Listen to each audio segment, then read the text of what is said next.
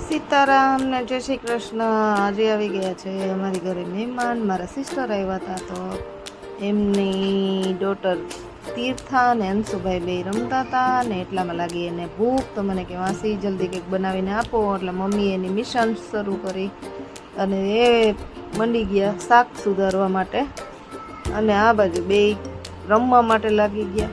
તો અમારા તીર્થાબેન ને અંશુભાઈ રમતા હતા, એટલામાં મેં પણ મારી મિશન ચાલુ કરી દીધી। એટલામાં અંશુભાઈને કંટાળો આવ્યો એટલે એને ચાલુ કરી લખોટી રમવાનું। પોતે અંશુભાઈને લખોટી રમતા જોઈને મને પણ એમ થયું કે ના, હું પણ આવી રીતે ભવિષ્યમાં પહેલાં રમતી એમ। અને બીજી બાજુ અમારી બેન જીમીબેન પણ આ બધું જોતા હતા, આરામ કરતા હતા, ને મેં પણ મારી મિશન ચાલુ કરી દીધી અને ચાલુ કરી દીધું ચાપડી બનાવવાનું।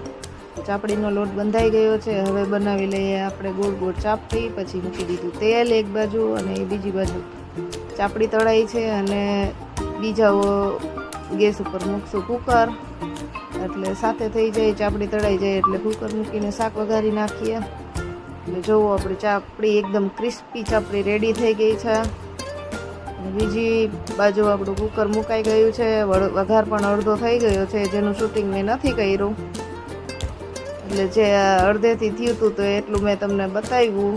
અને મમ્મીએ પણ શાક સુધારીને રેડી કરી દીધું છે, તો હવે બસ જો આપણે વઘારી નાખીએ આપણું સબ્જી। તો જો બધું મસ્ત શાક રેડી થઈ ગયું છે, આપણે હવે બનાવી નાખશું મિક્સ સબ્જી। શાક વઘારાઈ ગયું છે, શાક વઘારીને 2 વિસલ થઈ જાય એટલે ઉતારી લેશું, ને હવે શાક આપણું રેડી થવા જ આવ્યું છે।